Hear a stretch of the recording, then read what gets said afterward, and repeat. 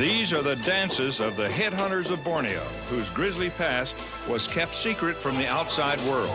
Their bravery was measured in human heads. Today, a team of American rafters paddles into the steamy jungles of Borneo, where water snakes and uncertainty follow them everywhere. Their visit to an old headhunting village reveals a changed culture, very much at peace with its savage past. Making their way out to the coast, the rafters succumb to torrential rains and jungle fevers before meeting the challenge of the big white water. That's today on Mutual of Omaha's Spirit of Adventure.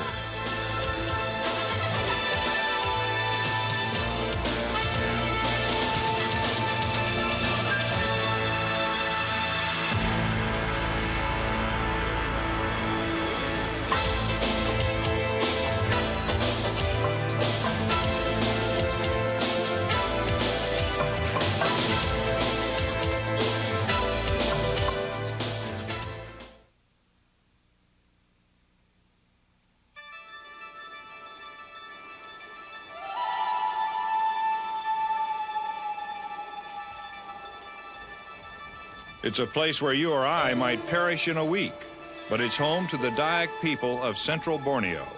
Rivers are the only clear paths through a jungle alive with leeches and snakes and giant tree limbs. The vegetation grows so fast that it would cover the village in a couple of weeks if the Dayaks let it.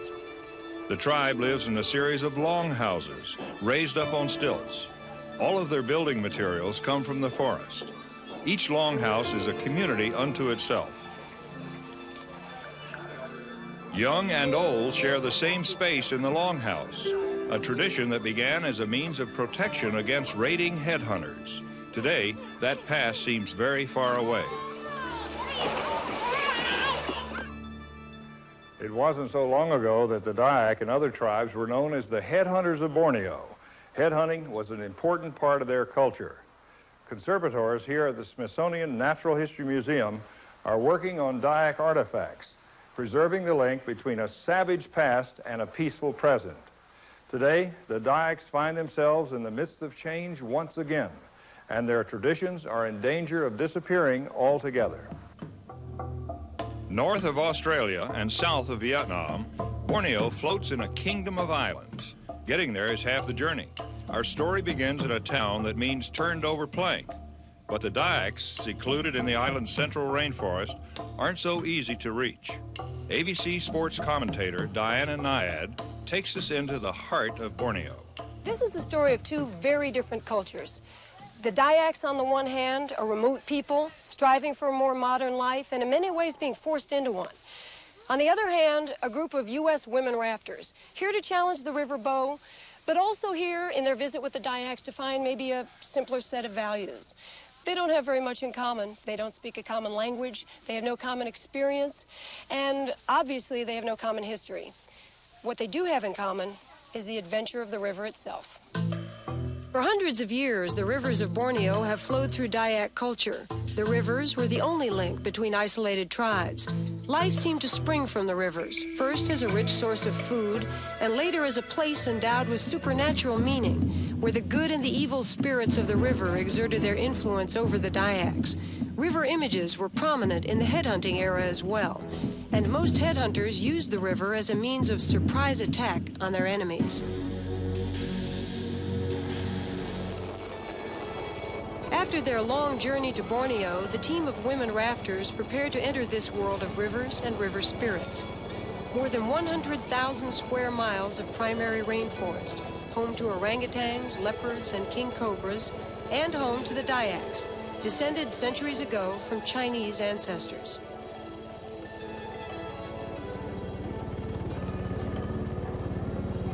Deep in the heart of the rainforest, we had to cut and burn this clearing for the chopper.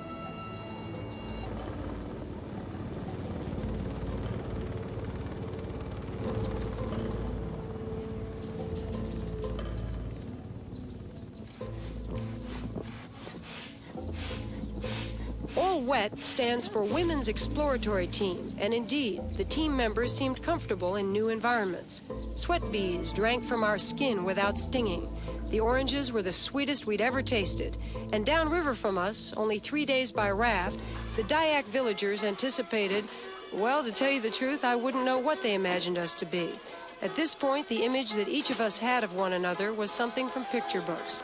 But in a short time, we would, in fact, meet face to face.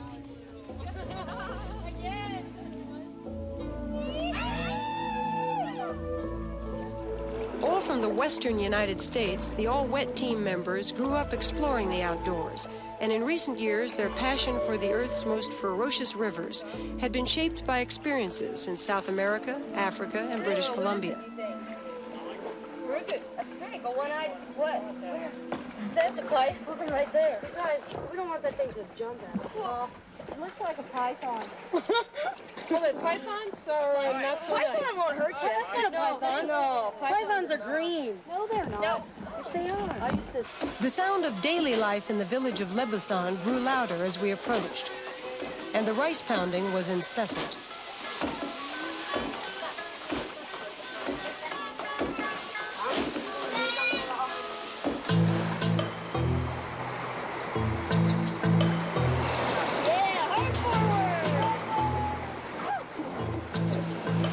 The team chose to paddle rather than row their boats with oars, giving them greater sink as they stroked through the water, but the technique also left them dangerously perched on the pontoons.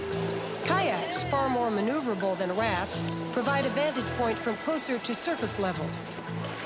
But in the rafts, one person, one set of eyes in the stern of the boat must assess the waters ahead, and right or wrong, the team has to go with her call.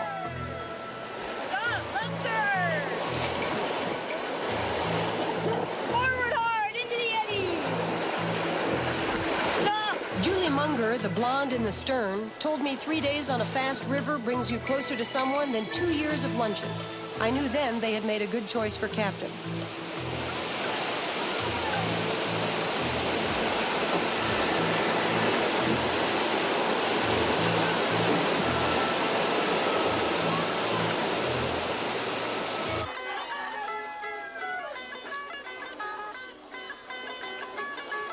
The elders of Lebusan prepared to relate to us the story of their people through images and songs.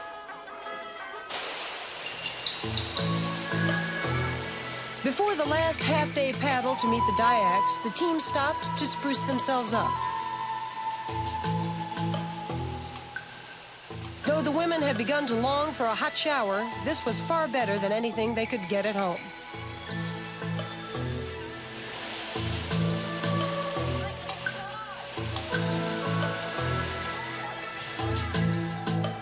The river carried the echo of Dayak voices before the women could actually see the village. The encouraging sound seemed to lift the boats out of the water.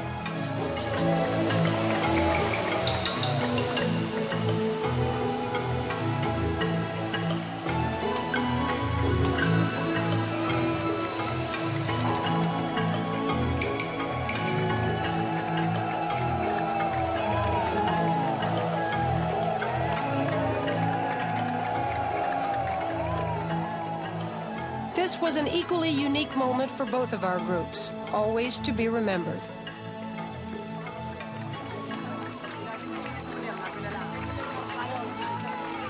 The Dayaks seemed to stare out at us through an antique past, and with caution, lest we should mistakenly attribute the headhunting legacy of these parts to these peaceful people.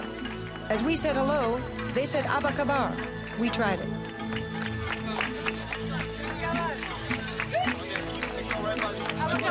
It is perhaps the greatest education of all, the unspoken exchange between two cultures with no common roots.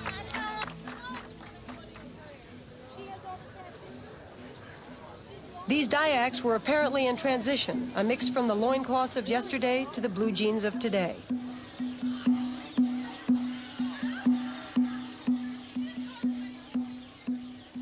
As we began to establish our lives in the village, children came close, expressing in their eyes a curiosity about our ways. And it was the children who first opened up and shared their smiles and their touch with us. Yeah. What's happening? What's happening? Yeah. What's happening? Yeah. Yeah.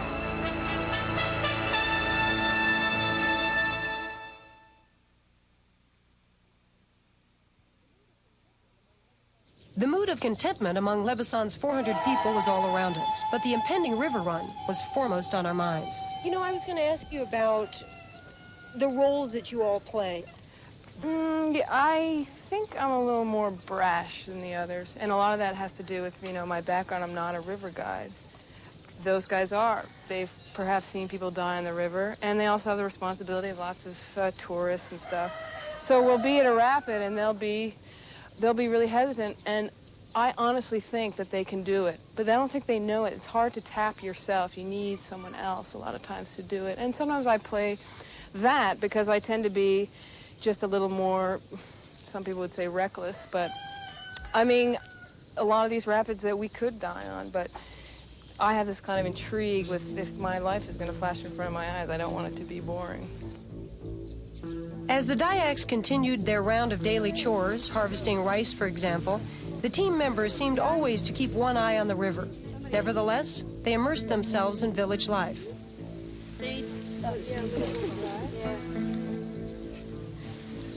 Working seemed pure pleasure in Lebeson. They fished the river by sweeping palm fronds through the shallows, forcing small fish into nets. Notice the cups on the women's ears. The small fry go directly from the river into these cups, where the morning's catch is stored. Pretty resourceful. Each longhouse stretches for roughly 200 yards, with subdivisions for as many as 8 families. Our interpreter was an Englishman who had married into one of Lebeson's families. Dave Ferguson and his wife Frida have moved down to the coast, but they are still emotionally tied to the village. Frida's mother wears traditional gold and brass earrings, but the stretched earlobes are no longer popular with the young women. Dave lived in London for many years before moving to Borneo, so I asked him what he had found to be different about Dayak life. The important thing in life is people. Here, people live with people, not against people. They live together. We live in separate boxes. These people live in one big longhouse. Old people live with people here. Where I come from and where you come from, old people live in old people's homes. We lock them away. Here, they have the pleasure of playing with the grandchildren and with everybody else's children, and everybody mixes together. I think it's terrific. It did seem a happy place to live, and each person contributed what they were best able to give. Men worked the more taxing jobs, such as crushing sugar cane.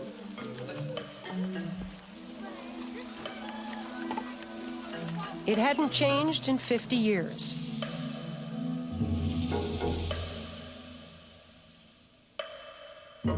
Long ago, the Dyaks lived as hunter-gatherers. The work was hard, but communal living provided all that they needed. Their concept of beauty remained unchanged through the decades, and so too their concept of survival. The murderous practice of headhunting still flourished as recently as 70 years ago.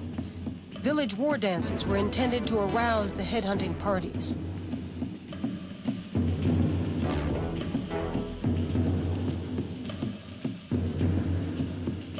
Imagine a place where human heads were trophies. Within a village, prestige could be measured by the number of skulls hanging from the longhouse. The memory of these atrocities embarrasses the Dyaks of today. Their reputation as savages kept the Dyaks isolated from the outside world, but recently the discovery of gold in the rivers of central Borneo has motivated the tribe to make contact with the civilizations on the coast. Although they only pan up a few ounces a year, they barter their meager stores of gold for items such as fuel and salt.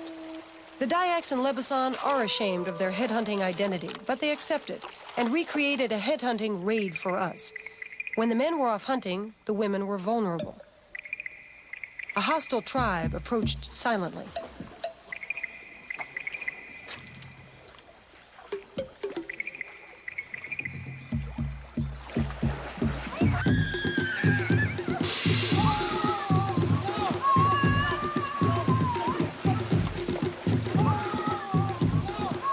Alerted by the screams of the women and children, the men returned to defend their own.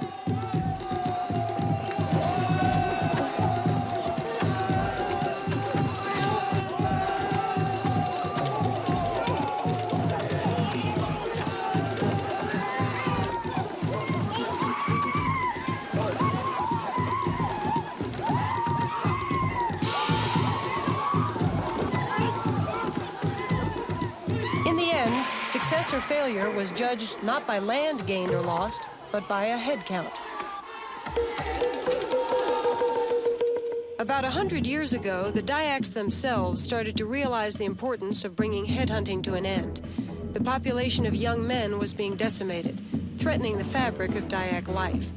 First ceremonies and then peace conferences were held, seeking to abolish the practice. Another reenactment was one of many peace wars fought during the early part of the century. The man on the left plays Jalang Apui, a legendary crusader who decried headhunting, sort of an Abraham Lincoln figure in Dyak culture. He asks another tribe to stop the violence. When they refuse, his own people decide that the only choice is to fight for peace.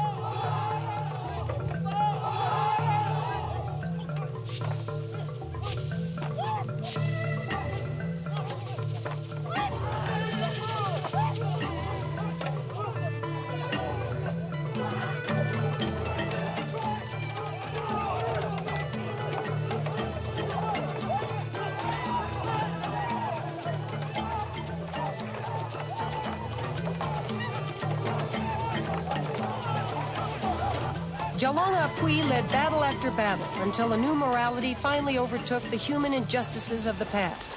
Headhunting became a legacy from which the Dyaks were determined to disassociate themselves.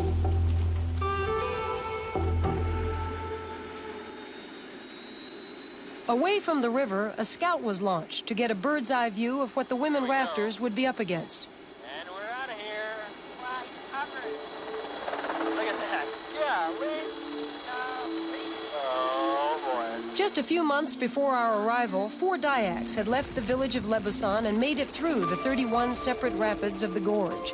Without the river, it was a 3-day walk through the jungle to get medical help, so use of the lower bow was of great interest to the Dyaks. The descent had been extremely dangerous, even though it was undertaken during the dry season when the river is low. But it was now the height of the rainy season, and the river was raging. Steep, high walls of limestone meant no way out for the rafters, and the dense forest seemed impenetrable.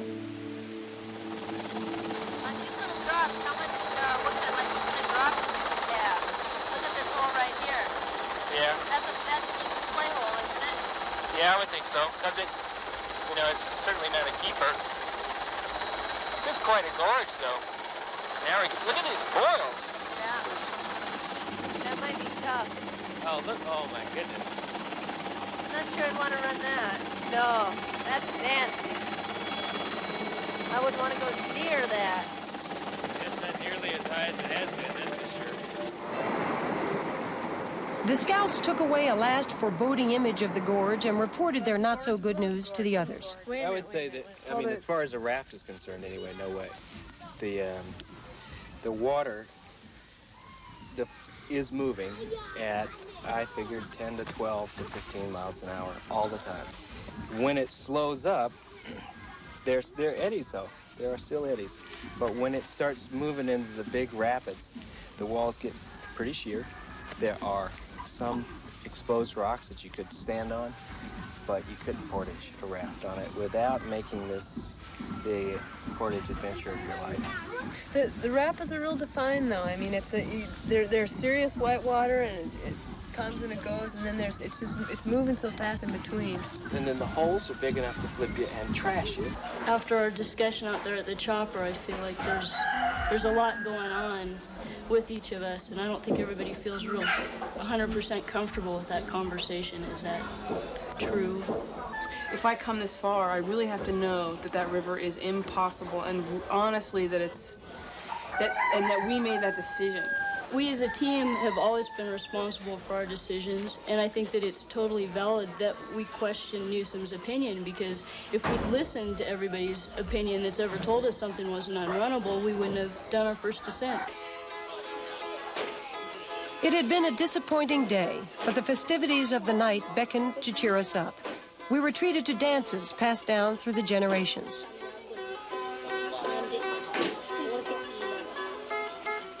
This is what the team needed to take their minds off the river: relaxation and laughter.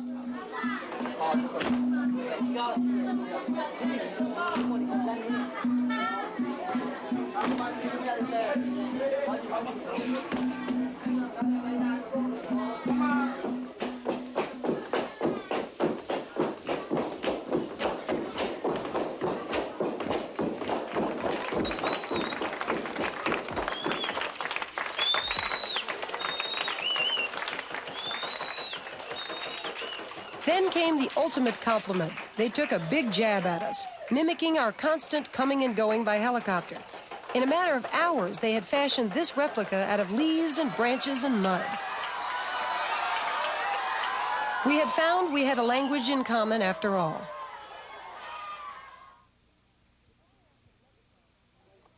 The Dayaks of Lebasan find refreshment and recreation in the river, and a 10-foot rise in the water level doesn't affect their routine one bit.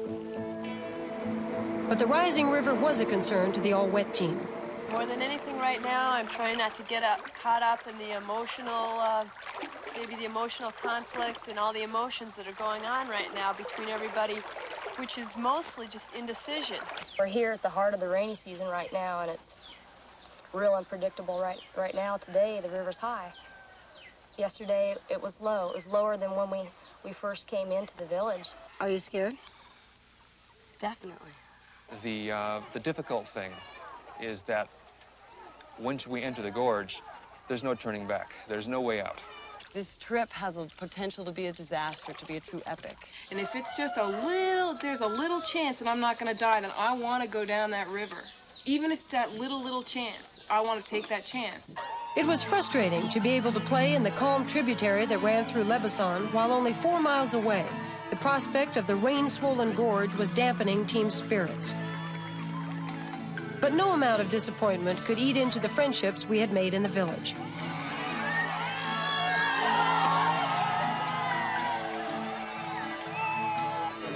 For us, the height of this festival of give and take came when the kids saw themselves on our video screen, and they repaid our technology with smiles.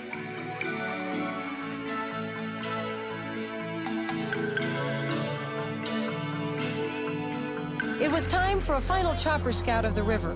Whitewater frothed into waves down in the gorge. Beth and Julie didn't like what they saw. Oh, nice It has that very inconsistent high water look about it. Look at that boil against the wall. That's an amazing... That's probably a 20-foot drop right there. We can't even get the perspective. And you see the power of the water from here. Look at that hole. Now that's instant death.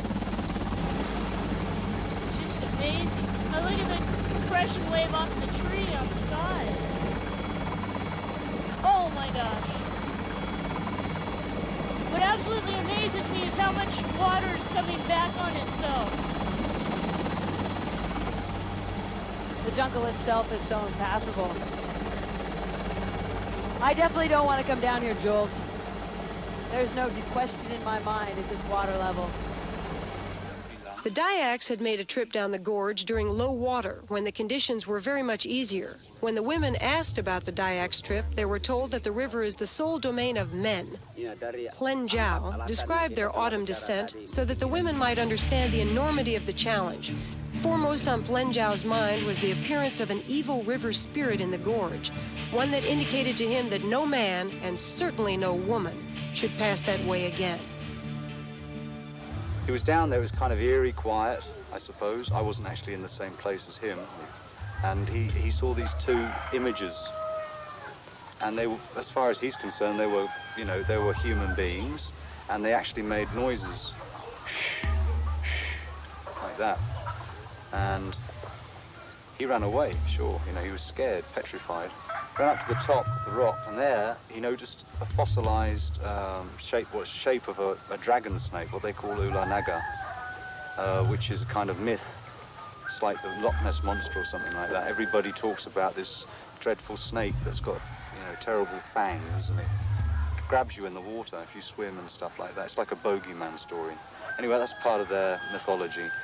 The hardest part about deciding to forego the gorge was saying goodbye to the people of Lebasan. Our morale, I think, is up. It's really up. There was a great deal of initial disappointment about not going down into the canyon, because we'd heard so much about Bon Brom, and it was such an adventurous place to be.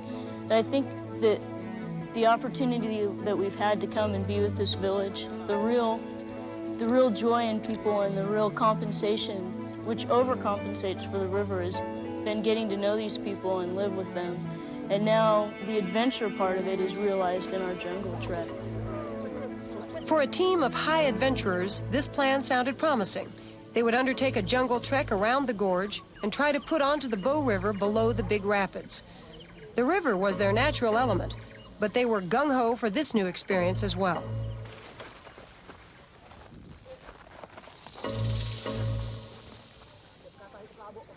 Being in the jungle causes us instantly to forget about the river because we're dealing with a whole new element here, and it requires our concentration as much as a Class 5 river would and as much as a canyon would. Every step we take, we have to be aware. We have to watch the porters and make sure that they're doing okay and watch ourselves.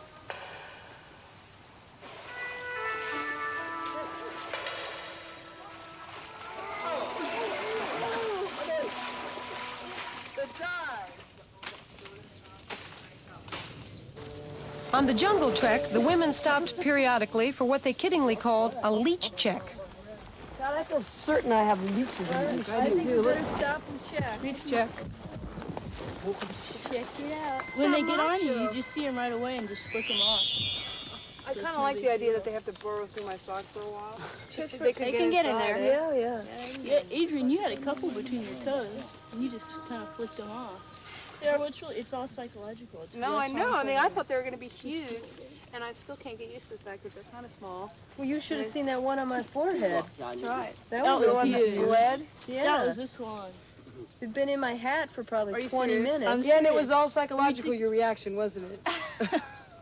Was it really that long? It was that long, and we pulled it out, and there was just a stream of blood going down her forehead. Whose are these? Time for the boat. Let's go. The Dyaks in their bare feet seemed more sure of foot than the women in their trekking shoes. If by definition an adventure is more thrilling when the destination is unknown, this adventure was becoming more thrilling by the hour.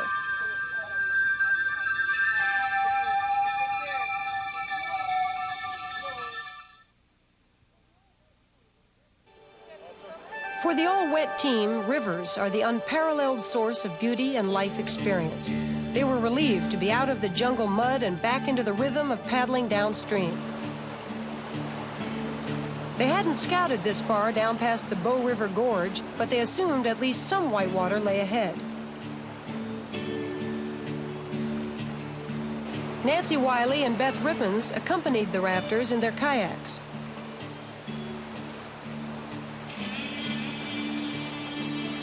Sure enough, the volume of the water picked up. It was time to throw backs and arms into it. Yeah, hard forward. You can do it. Look at you. Here comes the turn. Yeah. This was new territory for the team, and no rapids should ever be taken for granted.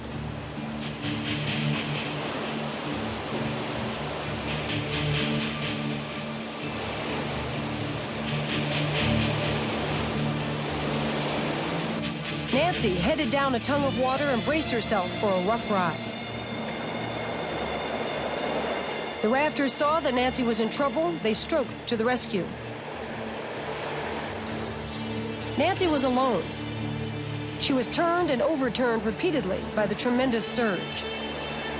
She had 15 years' experience in hairy kayak situations, but this was not looking good.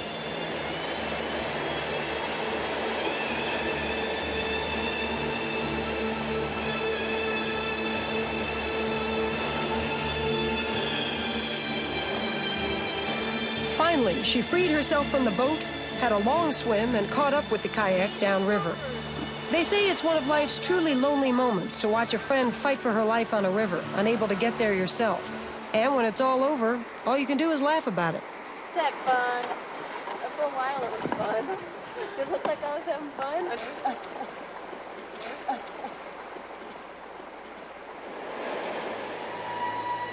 As the team floated out to flat water, they were left with the bittersweet feeling of having come through safely, but also of having skipped the gorge. They put their heads together to come up with another river they might challenge before heading all the way home. While making plans, the team was surprised to raft into a logging camp near the confluence of the Bow and Mahakam rivers. All of us had heard about the devastation of Borneo's great rainforests, but it was a shock to actually see that destruction firsthand.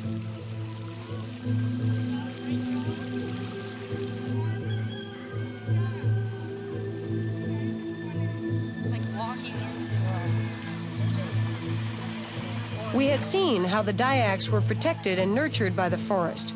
Clearly, its removal by lumber companies would lead to the disintegration of their culture. Borneo holds some of our Earth's last genuine rainforest habitats, but the forest is being clear-cut at the apparently unstoppable rate of 66 acres per day. This is the tragedy of modern Borneo.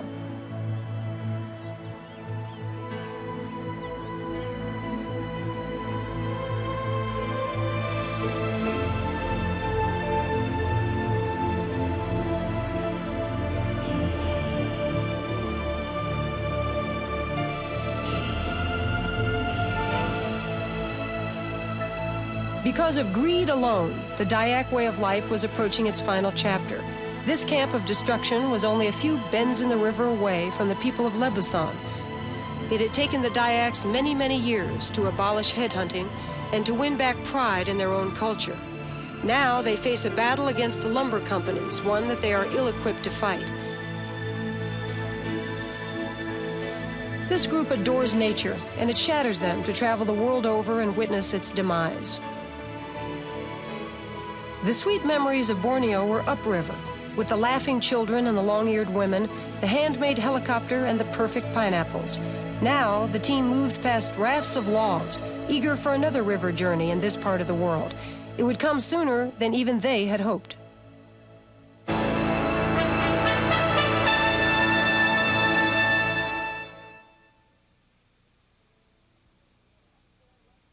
That's good. Right turn once. Yeah.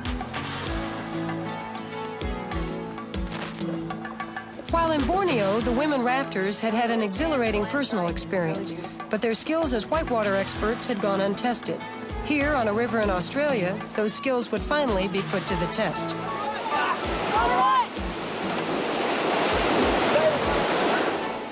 Sydney had been a short plane hop from Borneo. From there, the team traveled over eucalyptus forests to Invero, where the Guaida River awaited them. The tension of Borneo had faded away, and with it, memories of an isolated jungle and an impassable river also faded. That's because, no, I think stupid should be on top. Eric Ward, a Guaida river guide, joined the women. And Brett Barley, a veteran of the Guaida, also helped out. As they put on the river, the all-wet team was now down to 4. 3 members had returned home to commitments. If it was action they had come for, it was coming up fast.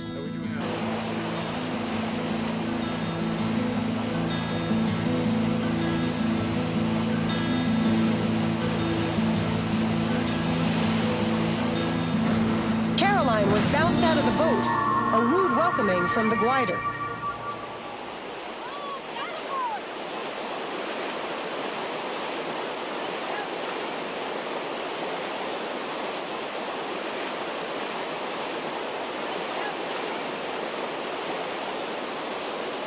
It wasn't picture perfect, but they did make it through. Put yourself in Caroline Paul's seat for this ride, your front left. In a 1/10 of a second, you're yanked headfirst over the pontoon.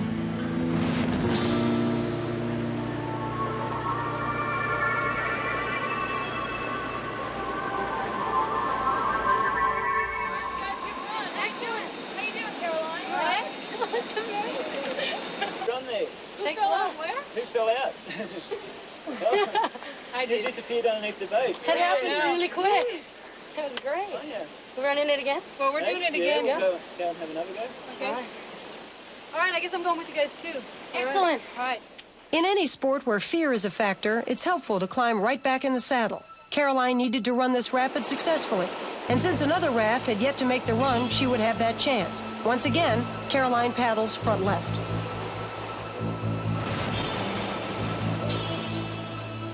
On the second pass, there was no problem at all.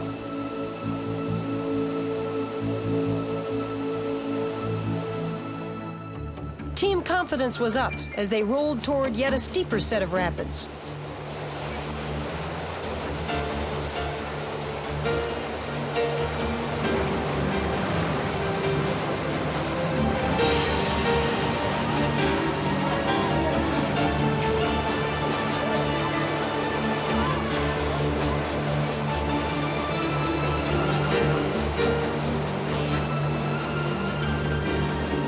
Now that was a serious run.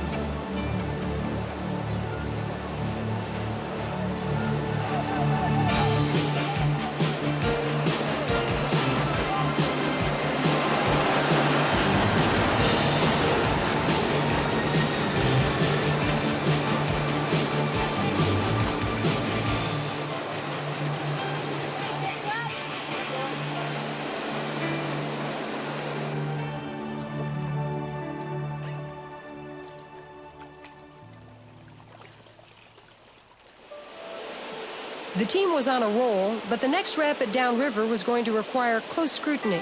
They call this dead-end falls. It had never been run by anyone. It was one of those percentage rapids. If you hit the line just right, it could be a piece of cake.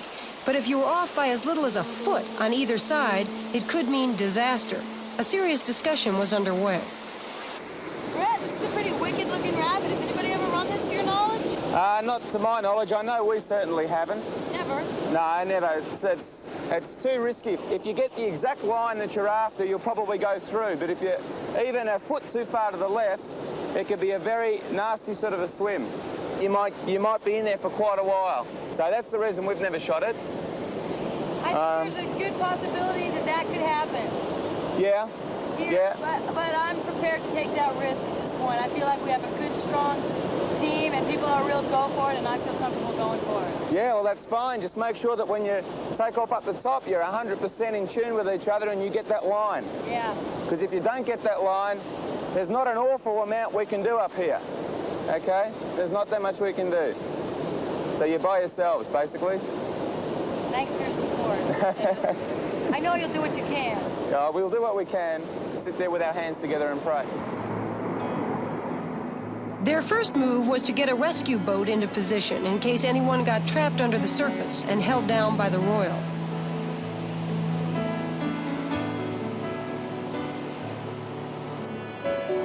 Caroline was known as the risk taker in the group, but she could see that Dead End Falls was no place to be cavalier. Hey, Rennie. How you doing? How do you feel? I don't know. I looked at that first part, and I mean, as I was coming down, it looked great. It looked real doable. Looked like an easy line. And then I looked down here, and my first thought was just, no. It just looks too powerful. Well, Renee, I want you to know that you have to do what you feel comfortable with, and whatever you decide is fine.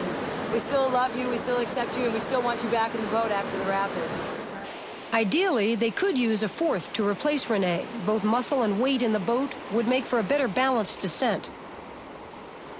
Brett, we have a proposition for you. We would like to know if you would be interested in going in a raft down the Stratford. No. No, not No at all. hesitation even for There you go. No. Look, if I felt comfortable about shooting it, I would have done it 3 trips ago. Right. But I don't, so I'm not going to do it. Yeah. I wouldn't do it in anything, even Right. a kayak. When I'm more at home in a kayak than I am in a raft. Yeah. All right, okay. Well, let's go for it, the 3 of us. These were not optimum circumstances, but the 3 had enough bravado to believe they could make it through.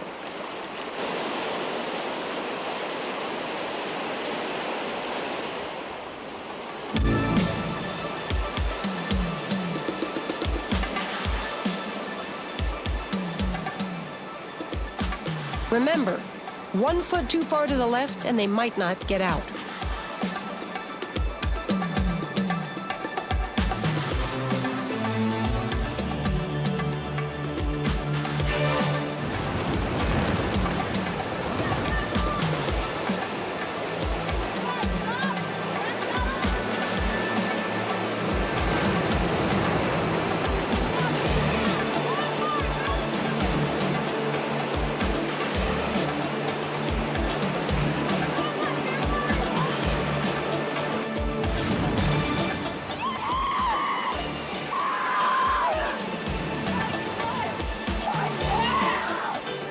So, a small moment in rafting history for the all-wet team. The first descent of Dead End Falls. That was awesome. I was shaking so hard. You were. You were, baby. Yeah. Good job. All right. Oh, awesome. Beautiful. Just beautiful. So that that tongue was actually a lot bigger than when we were on it than it looked from the side of the river. And you know, it seemed to sort of open up too. I could really. I think it opened up for us. I think it did. You too. did. The parting of the seas. Did you guys hang on through the drop? Oh heck no! I tore my paddle. Did you see it? I wasn't watching. I hung on. In fact, I think I yelled, "Hang on!" I mean, she was probably hanging on. I think I was yelling at myself.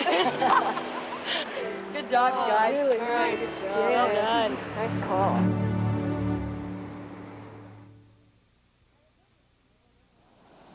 I had noticed these women were always looking for two things. One, a reputation for running what they call insane rivers, and two, a strong, confident sense of self. In the heart of Kalimantan on the island of Borneo and on Australia's Guaida River, they fulfilled both of those hopes. For anybody that wants to progress in river running, they need to learn how to deal with their fear. And I think that can be especially difficult for women because as children, we're not always encouraged to challenge our fears. In river running, I don't think that you ever completely overcome your fears. Challenging my fears and learning from them was a major issue for me in both Kalimantan and here in Australia. I don't think that our trip to Kalimantan was a failure because it was an exploratory, and the nature of an exploratory is that you don't know what's ahead of you.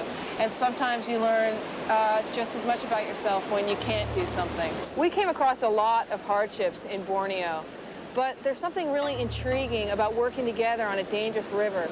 So it wasn't until we got to Australia that we really came together as a team.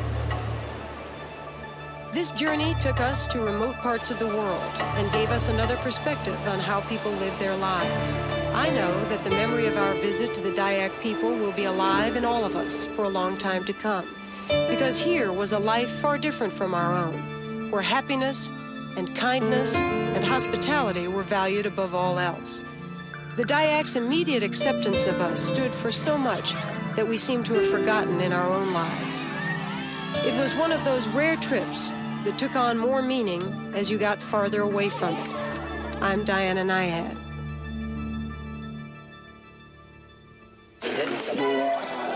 Three weeks from today, ABC sports commentator Peggy Fleming joins me in Africa for a look at the poaching wars that threaten to wipe out the rhinoceros.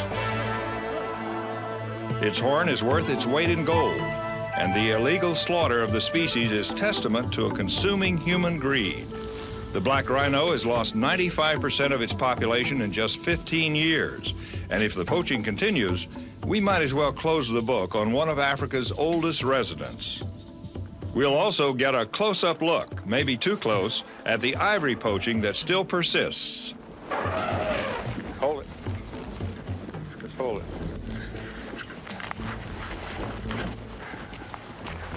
Just act like a baboon.